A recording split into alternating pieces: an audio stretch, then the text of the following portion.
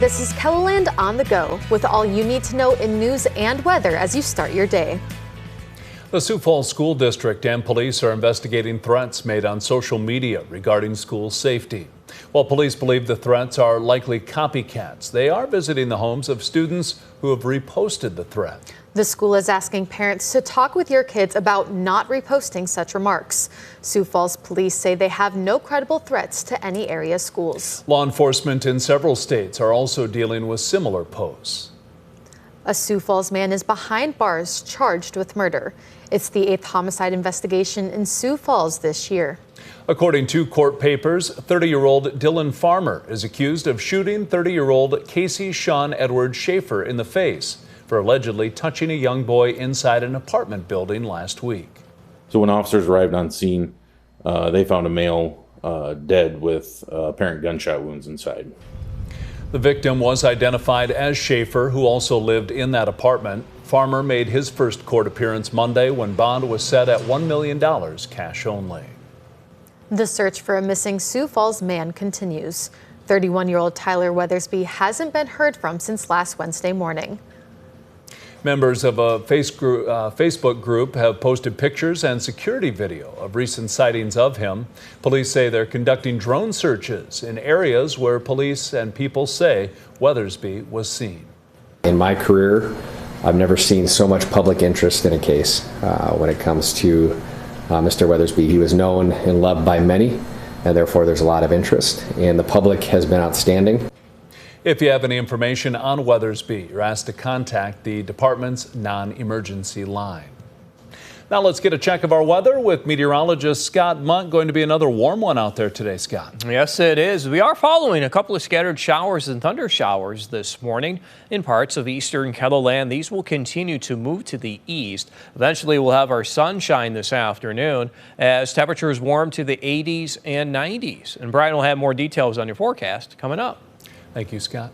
The Steel District in downtown Sioux Falls is nearing completion, and that means 3 new restaurants will soon be open to the public. Dahlia, Big Sioux Burger, and Ironwood are all set to open in October. Owner and chef Josh Toma is looking forward to bringing these restaurants to Sioux Falls. There's kind of something for everybody at every day part, whether it's breakfast, whether you were over at the Levitt watching a concert, going to come over and get a smash burger, or perhaps have some tequila after work and guacamole at Dahlia, or a special occasion, you know, anniversary, birthday celebration, or a corporate event over at Ironwood. Josh Toma already owns multiple restaurants in the Twin Cities. The general election is less than 2 months away. Augustana University has launched an initiative called Election 2024. Curiosity, courage, and civility. Part of the university-wide initiative includes signing a pledge to have civil dialogue. In recent years, we've seen a lot of what civil discourse does not look like, which is typically yelling, verbal assaults against people's character. So I think this is important in teaching our Augustana community, our student body, what does civic discourse look like, and how can we do that in a respectful way.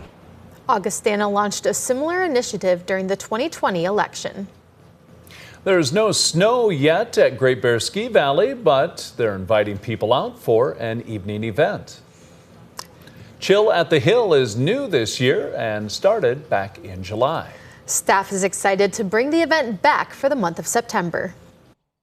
We have a singer, we have a really good food truck, we'll have cupcakes the first 2 nights, and so people just, find a seat on the deck or, bring your blanket and sit on the grass and just enjoy the evening.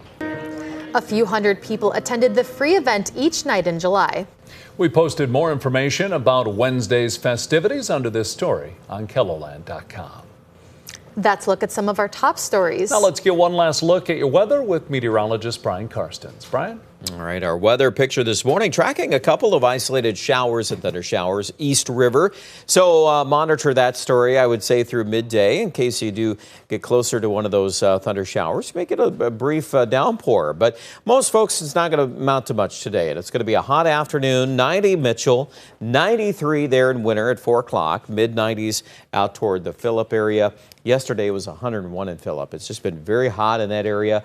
Overnight tonight, we're going to expect dry skies, hazy conditions. We still have smoke in the air, too, by the way, from those western wildfires. And then we're going to add some wind to the concoction tomorrow. It'll be a little stronger in western South Dakota. And that's one story there we're going to consider in the forecast as we look at maybe a couple of isolated thunder showers. The problem with that is that the environment underneath those cloud bases is still pretty dry. We're forecasting humidity values probably at least around 20% in Wall and Phillip.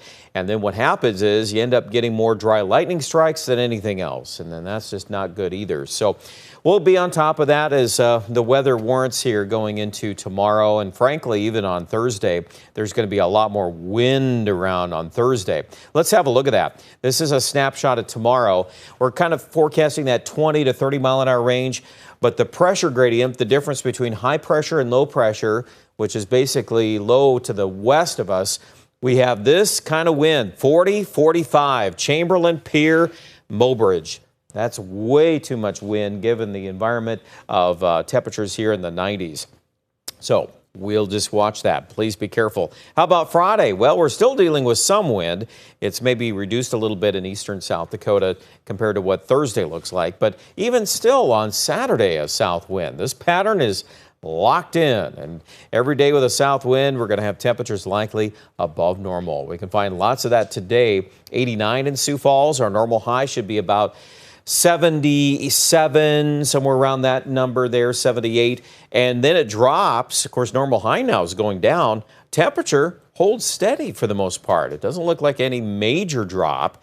And Aberdeen, too, looks like, aside from Saturday, which is a chance of rain, looks like most of the days are looking dry. We've maintained that chance also for Pierre and Rapid City on Saturday. That's the frontal system that's coming in with that low up in Montana. We'll see if that'll help us out in the Black Hills a little bit. At least there's a chance of rain on Friday. But, boy, leading into that, windy and hot. More details with the weather online at KELOLAND.com.